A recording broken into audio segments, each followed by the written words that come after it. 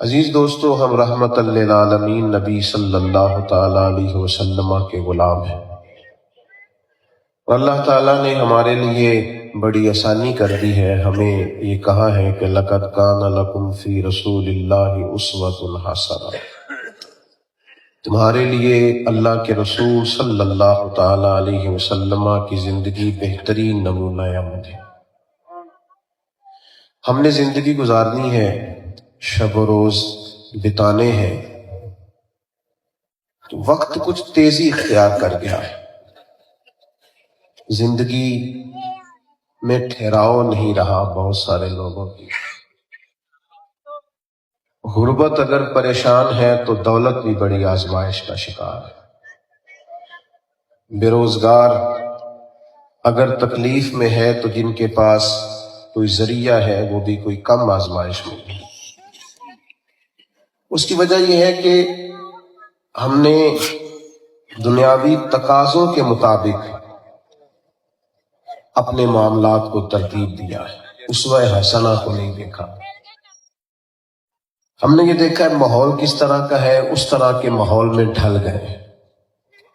بہت سارے لوگ ایسے ہیں جو دیکھتے ہیں کہ ڈیمانڈ کیا ہے قوم کی، مزاج کیا ہے، خواہش کیا ہے، کس چیز کو پسند کیا جا رہا ہے، حالانکہ انہیں پتہ ہوتا ہے حقیقت کیا ہے، اصل کیا ہے، ضرورت کیا ہے، شعور رکھتے ہیں، لیکن اس کے باوجود حقیقت کی طرف نہیں آتے۔ یاد رکھیے گا، تیزی سے لوگ ڈپریشن کا شکار ہو رہے ہیں۔ الجھی سی زندگی ہے، بکھرے بکھرے سے خیالات ہیں، ٹوٹتی بکھرتی سوچیں ہیں، صبح فیصلہ کچھ ہے، دوپہر کچھ ہے، شام کچھ ہے۔ اگر خوبصورت ہو کے جینا چاہتے ہیں اس کا بہترین طریقہ یہ ہے کہ ہم اپنے نبی کریم علیہ السلام کے طریقے کے مطابق زندگی گزاریں۔ اچھا، ہمارے ہاں لوگ یہ سمجھتے ہیں کہ سنت اور شریعت شاید کو کسی خاص مشکل میں ڈالا جا رہا ہے، معاذ اللہ، یا بڑا کوئی وظیفوں کا، چلوں کا اور انسانی فطرت اور ضرورت سے معاذ اللہ ہٹ کے کوئی طریقہ ہمیں بتایا جا رہا ہے تو یہ مشکل ہے۔ حالانکہ ایسا نہیں۔ حضور علیہ السلام کی سنت، نبی کریم کا اسوہ حسنہ، طریقہ مبارکہ انسانی طبیعت کے بالکل قریب ہے، فطرت کے مطابق۔ آپ جب حضور کے طریقہ مبارکہ کو اپناتے ہیں تو آپ کو محسوس ہوتا ہے یہ تو بڑا سہل ہے، یہ تو بالکل میری طبیعت، میرا مزاج اس میں ڈھلتا جا رہا ہے۔ اسلام کی کسی مخصوص ایک بات پر ہی نہیں، ہمہ پہلو جب دین پر آپ عمل کرتے ہیں نا، مثلا نبی کریم صلی اللہ تعالی علیہ وسلم نے نا تجارت کو پسند فرمایا ہے۔ حضور نے خود تجارت فرمائی ہے۔ نبی پاک علیہ السلام فرماتے ہیں اللہ تعالیٰ نے رزق کے 10 حصے کیے ہیں، 9 حصے تجارت میں رکھے، باقی سارے کاموں میں ایک حصہ ہے۔ تجارت کو پسند کیا، یعنی جو لوگ زندگی میں جلدی ترقی کرنا چاہتے ہیں ان کے لیے اسلوب یہ ہے کہ وہ تجارت کو، کاروبار کو اپنائیں، اس سے جلدی انسان آگے بڑھتا ہے۔ یعنی کاروبار کو بعض لوگ سمجھتے ہیں کہ وہ فلاں صوفی، فلاں درویش کہہ رہے تھے کہ جناب آپ دنیاوی کام کرتے جا رہے ہیں اور دین کی طرف عمل نہیں کر رہے، تو تجارت کرنا دنیاوی کام ہی نہیں، یہ دینی کام ہے۔ کتنے لوگ چلے کرتے ہیں اور کس قدر زیادہ اعلان کرتے ہیں کہ میں یہ درود پاک پڑھوں، یہ وظیفہ پڑھوں، یہ چلہ کروں، یہ نفل پڑھوں حضور کی بارگاہ تک جانے کے لیے، نبی کریم علیہ السلام کا قرب پانے کے لیے۔ لیکن آپ اسوہ حسنہ کا حسن دیکھیں کہ ایک آدمی تجارت کر رہا ہے، دکان چلا رہا ہے، کاروبار کر رہا ہے، مال خرید رہا ہے، بیچ رہا ہے، اسے کہا کہ تجھے بھی حضور کا قرب مل سکتا ہے۔ ادھر دیکھیں میری طرف، تجارت کرتے کرتے، کاروبار کرتے کرتے بھی قرب مصطفیٰ ملتا ہے، حضور کے قدموں تک رسائی ہوتی۔ صرف ایک شرط لگائی، فرمایا تجارت سچ بول کے کرنا، جو بتانا وہ دینا، جو کہنا اس پر پورا اترنا۔ اللہ کے حبیب فرماتے ہیں جو سچ بول کے تجارت کرے گا نا اللہ قیامت کے دن اسے نبیوں کے ساتھ جگہ عطا فرمائے، اسے پیغمبروں کا قرب مل گیا۔ آپ اس وسعت کو دیکھیں کہ آپ کاروبار کریں۔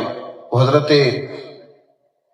معروف کرخی رحمت اللہ تعالی علیہ کی خانقاہ کے نا، آپ باہر بیٹھے تھے تو بہت سارے لوگ بغداد کے اکٹھے ہو کے حاضر ہوئے اور عرض کی حضور بارش نہیں ہوتی، قحط ہو گیا، تو جانور پیاسے مرنے لگے، دعا کرائے۔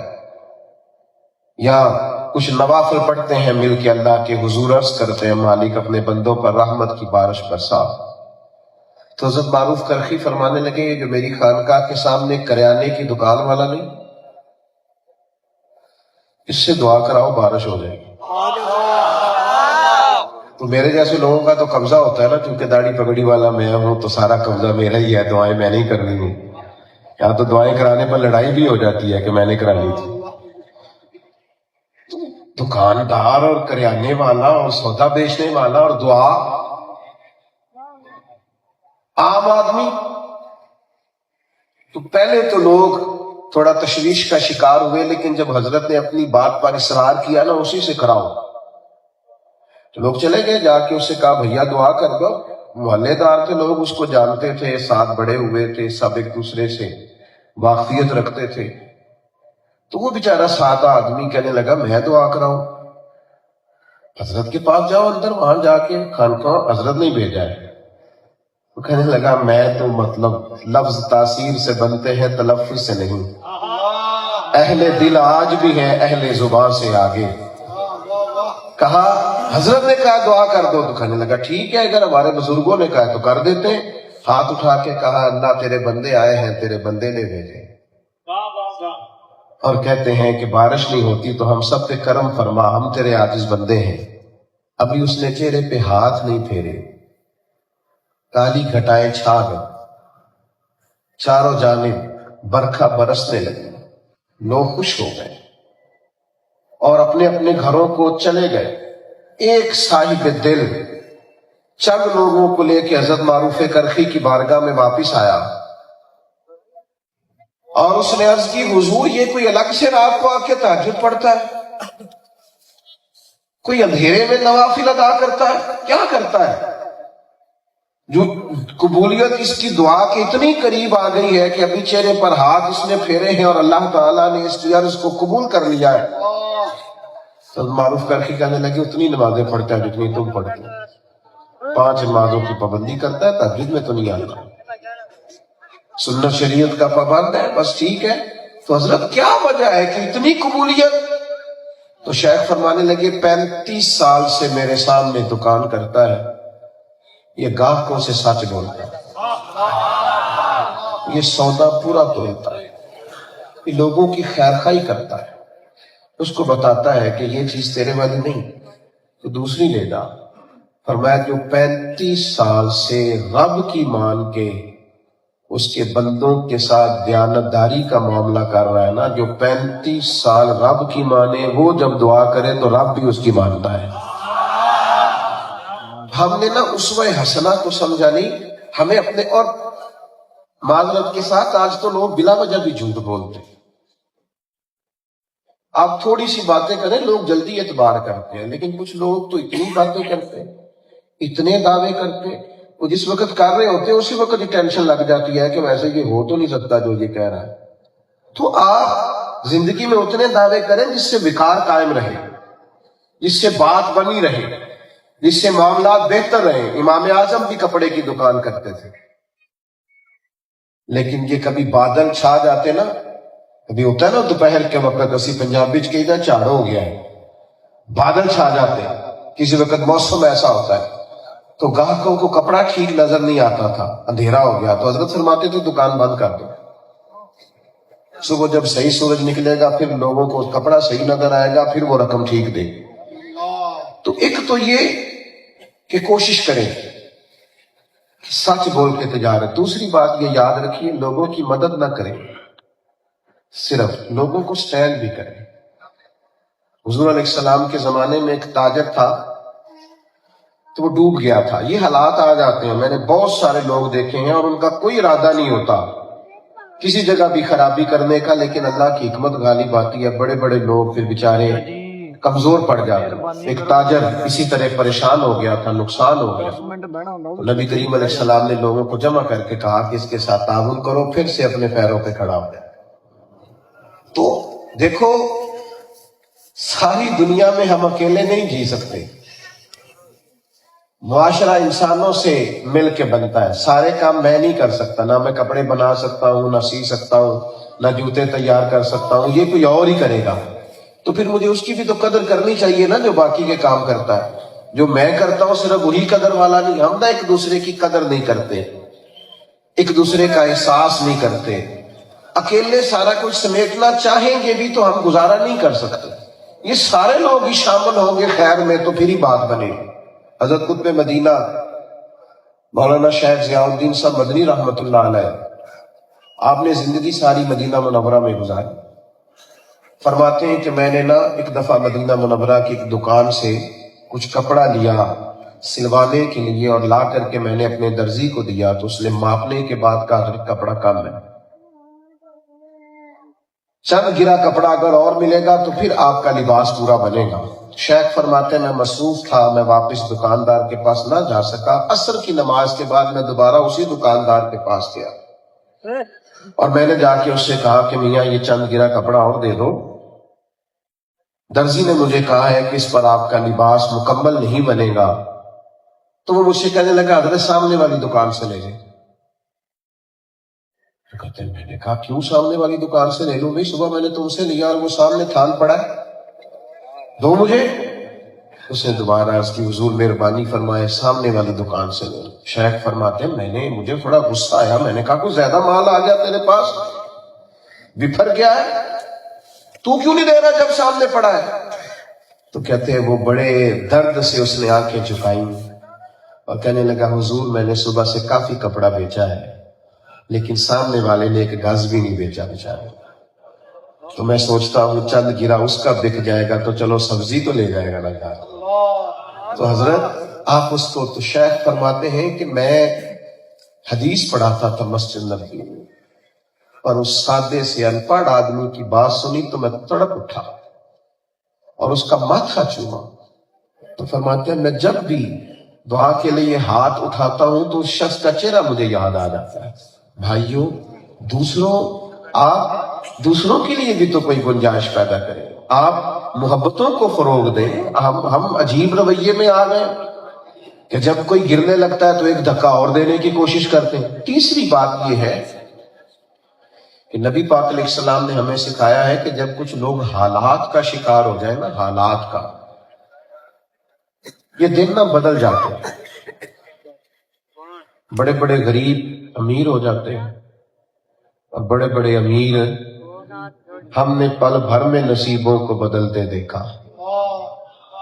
सुबह के तख्त नशीं शाम को मुजरम ठहरे, हमने पल भर में नसीबों को बदलते देखा। हालात बदल जाते हैं, लेकिन होता ये है कि जब इंसान उरूज पे होता है ना तो उसके बड़े दोस्त होते हैं, बड़े, उसके लिए बड़े दुआएं करने वाले, उससे फीते कटवाने वाले, उसको जनाब इफ्तिताह पे बुलाने वाले, उसके नाम फोटो बनाने वाले।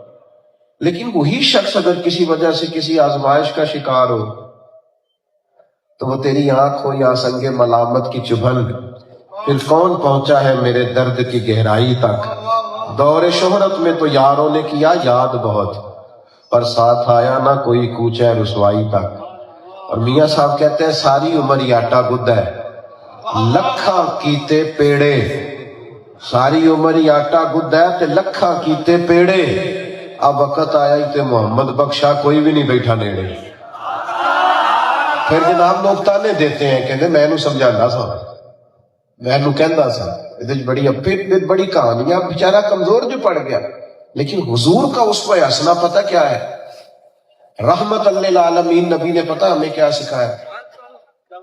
हजरत जाबिर इब्ने अब्दुल्ला फरमाते हैं, ये बुखारी मुस्लिम दोनों में मौजूद, फरमाते मेरे वालिद उहुद में शहीद हो गए थे, बहनों का बोझ था, कर्ज बड़ा चढ़ गया था, तो मैं सबसे यही कहता रहा कि मेरी खजूरें पकती हैं तो पैसे देता हूँ, खजूरें पकती हैं तो पैसे देता हूँ। फरमाते खजूरें पक गई, खजूरें थोड़ी थी, قرض زیادہ تھا، میں نے قریبیوں سے بات کی، دوستوں سے بات کی، کوئی ساتھ نہیں چلا۔ فرماتے ہیں بالآخر میں مدینے والے محبوب کی بارگاہ میں حاضر ہوں۔ اور بھائی لوگ تو اندر سے کواڑ بند کر لیتے، پھر تو ٹیلی فون نہیں سنتے، پھر تو یہ حال ہوتا ہے اللہ ماشاءاللہ کہ وہ جب تک کسی کے اشتہار لگا رہا ہوتا ہے تو پھر اس جماعت کا سرگرم کارکن ہوتا ہے، ڈیوٹیاں کر رہا ہے، کہتے ہیں یہ ہماری جماعت کا سرگرم، جی آپ ہی اصل لیڈر ہیں، جی آپ کارکن جو ہوئے، پھر تو یہ۔ اور اگر وہ بیچارہ الجھ جائے تو کہتے ہیں وہ تو ذاتی مسئلہ ہے۔ جب تک کسی پیر صاحب کے آستانے پہ جھاڑو دو تو منظور نظر ہے، بڑا فرما بردار مرید ہے، لیکن اگر بیچارہ کہیں الجھ جائے تو کہتے ہیں ذاتی مسئلہ ہے۔ تو جب تیرے گھر کئی دنوں خدمت کرتا تھا تو اس وقت ذات ساتھ نہیں ہوتی تھی؟ اس قدر زیادہ لوگوں کی طبیعتیں صفاق ہو جاتی۔ ہم نے رویے بدلتے دیکھے، انداز بدلتے دیکھے، طبیعتیں بدلتی دیکھی، بڑے جاننے والوں کو قریب سے چہرے پھیر کے نظریں چراتے ہوئے جاتے دیکھا۔ لیکن اسوہ حسنہ کا کمال اور نور یہ ہے کہ حضرت جابر بن عبداللہ رضی اللہ تعالیٰ عنہ بیان فرماتے ہیں، نبی کریم علیہ السلام کی خدمت میں جب میں نے عرض کیا نا تو حضور نے فرمایا تو کھجوریں اتار، اور ان کا ڈھیر لگا کھیت میں، اور میں آیا۔ یعنی حضور خود تشریف لائے، میں نے سنا ہے وہ بن سنور کر میری عیادت کو آ رہے ہیں، یعنی حضور خود تشریف لائے۔ سنیں اللہ جزا دے، عصر کا وقت قریب ہے، میں تو سمیٹنے کی طرف آ رہا ہوں۔ کہتے ہیں نبی کریم صلی اللہ تعالی علیہ وسلم خود تشریف لائے، حضور نے میرے کھیت کا ایک چکر لگایا، دعائے برکت فرمائی، اور پھر حضور نے فرمایا تولتا جا اور دیتا جا۔ فرماتے ہیں میں دیتا گیا، بلکہ میں نے تھوڑی تھوڑی کھجوریں زیادہ بھی دی۔ فرماتے ہیں کرم کا حال یہ ہے کہ میں وہ سارے قرضے اتار کے واپس آیا، اور جناب عمر فاروق رضی اللہ تعالیٰ عنہ کو میں نے آ کے بتایا کہ عمر عجیب بات ہے کہ سارے قرضے بھی اتار دیے ہیں اور مجھے لگتا ہے کھجوریں پہلے سے بھی زیادہ ہیں۔ تو حضرت عمر فرمانے لگے آپ تو اب بتا رہے ہیں نا، جب حضور آپ کے ساتھ گئے تھے مجھے اسی وقت یقین ہو گیا تھا۔ تو بھائی کسی کے کام آنا، خدمت کرنا۔ ایک چوتھا پہلو آپ کی خدمت میں عرض کر کے اپنی بات کو سمیٹوں گا۔ ایک بات یاد رکھیے گا، انسانوں کے سامنے اپنے آپ کو کلیئر کرنا مشکل نہیں ہوتا، لوگوں کے سامنے وضاحتیں دینا مشکل نہیں ہوتا۔ لوگ اچھی سیاسی چال چل کے، اچھا پتہ پھینک کے، اچھا سا رنگ اپنا کے بڑی جلدی اپنی سائڈ سیو کر جاتے ہیں، لیکن ایک عدالت ایسی ہے جو صبح قیامت بھی لگنی ہے، اور حال یہ ہوگا کہ منہ پر مور لگ جائے گی۔ سورہ یاسین بتاتی ہے کہ ہاتھ اور پیر بولیں گے، اللہ کے حضور گواہی دیں گے، وہاں نہ بڑے سارے راز کھل جائیں گے، بڑی ساری باتیں زمین اپنی خبریں دے دے گی، سب واضح ہو جائے گا۔ یاد رکھیے ضمیر کے قیدی بن کے کبھی نہیں جینا۔ کچھ سوال ہمارا ضمیر بھی ہم سے پوچھتا ہے، کچھ کٹہرے رات کو بھی لگتے ہیں جب ہم اپنے بستر پر جاتے ہیں۔ اپنے آپ کو دبائیں نہیں، لوگوں کے سامنے کلیئر ہونے کا کیا مقصد ہے، وہ تو بندہ ہو ہی جاتا ہے۔ اصل مقصد یہ ہے کہ اللہ کے حضور انسان صاف ہو، وہاں جواب دہی کا تصور پیدا ہو۔ وَلِمَنْ خَافَ مَقَامَ رَبِّهِ جَنَّتَانِ، جو اللہ کے سامنے کھڑے ہونے سے ڈرے گا اللہ 2 جنتیں عطا فرمائے گا۔ یاد رکھیے وہاں کے لیے آپ اس پہلو کو ذرا سیرت کے اور اسوہ حسنہ کے اس پہلو کو سمجھیے نا ذرا، کہ صفیں سیدھی کراتے ہوئے نبی پاک صلی اللہ تعالی علیہ وسلم نے ایک صحابی کو درہ لگایا صفیں سیدھی کرانے کے لیے کہ ذرا پیچھے ہٹ جا۔ انہوں نے بعد میں عرض کی حضور میں نے بدلہ لینا۔ حضور نے یہ تو نہیں فرمایا نا کہ تو پتہ ہے کس کو کہہ رہا ہے یا تو کون ہوتا، یہ نہیں فرمایا، بلکہ محبوب نے فرمایا آ جا اور بدلہ لے لے۔ بھائی یہ وہ تصور دیا ہے نبی کریم کے اسوہ نور نے ہمیں کہ ہمیں کچھ چیزوں کو سمجھنا چاہیے، زندگی کو حسین کر کے مرتب کریں، اخلاقی اقدار کو بلند کریں، اچھے اعمال انسان کو مزین کرتے ہیں. منہ پر بعضوں کا لوگ تعریفیں کر بھی جاتے ہیں، کہہ بھی جاتے ہیں اور ہو بھی جاتا ہے، لیکن اصل یہ ہوتا ہے کہ کوئی تنہائی میں آپ کے لیے دعا کرے، آپ کے لیے اللہ کے حضور روئے، اللہ کی بارگاہ میں آپ کے لیے عرض کرے کہ مالک اس نے مجھ پر بڑی مہربانی کی ہے. کچھ اپنے آپ کو حضور کے اسوہ حسنہ میں اس طرح لائیے کہ رحمت للعالمین پیغمبر کی خاص قسم کی جو ہمارے لیے چھوڑی ہوئی چیزیں ہیں ان کو ہم اپنا سکیں. آپ بہت بڑی تعداد میں یہاں جمع ہوئے، دوستوں نے بڑا خوبصورت بندوبست کیا اور بالخصوص مسجد دیکھ کر طبیعت بڑی ٹھنڈی ہوئی. اللہ تعالیٰ اس ہاؤسنگ سوسائٹی کو ہمیشہ قائم فرمائے، یہاں بسنے والوں کو اللہ تعالیٰ اپنی پناہ عطا فرمائے، اور جو لوگ یہاں خدمات سر انجام دے رہے ہیں اللہ تبارک و تعالیٰ ان کے حق میں ہمیشہ رحمت اور فضل والا فیصلہ فرمائے. آخر دعوانا الحمدللہ.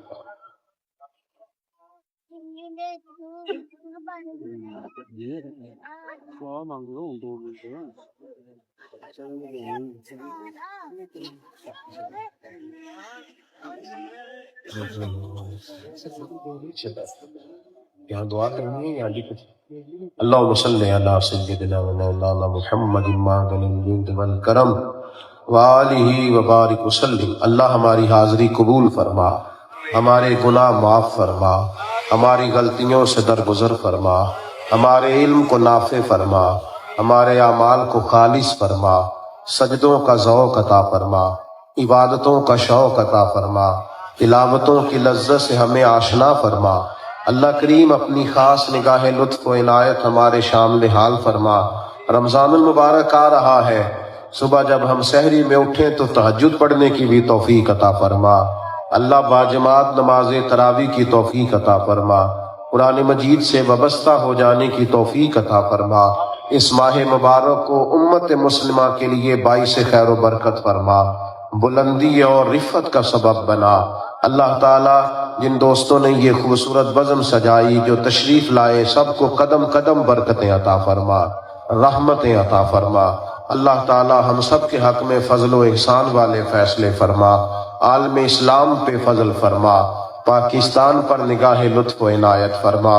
اللہم انا نسألک العفو والعافیۃ فی الدین والدنیا والآخرہ.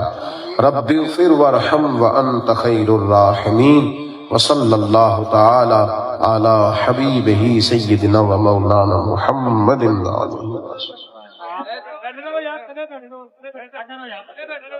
ابھی 3 عمرے کے پیکج ہیں، اس کی قرآن اندازی ہونی ہے. آپ بیٹھے اپنی جگہ پہ بیٹھے رہیں. 3 خوش نصیب جو عمرہ پہ جائیں گے، قرآن اندازی ابھی ہونی ہے، آپ اپنی جگہ پہ بیٹھے رہیں.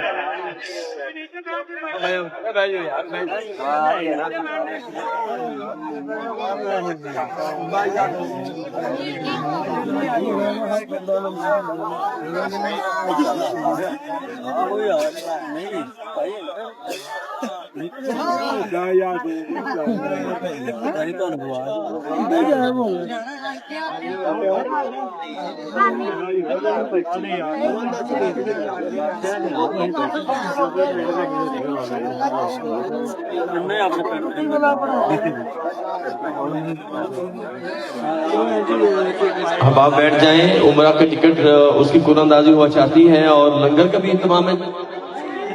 لنگر جاتے ہوئے ملے گا ادھر ہی. اچھا ادھر ہی کہہ رہے ہیں. اچھا ڈبہ لے آئے نا؟ کدھر ہے ڈبہ؟ قرآن اندازی کا ڈبہ کدھر ہے؟ لے آئے.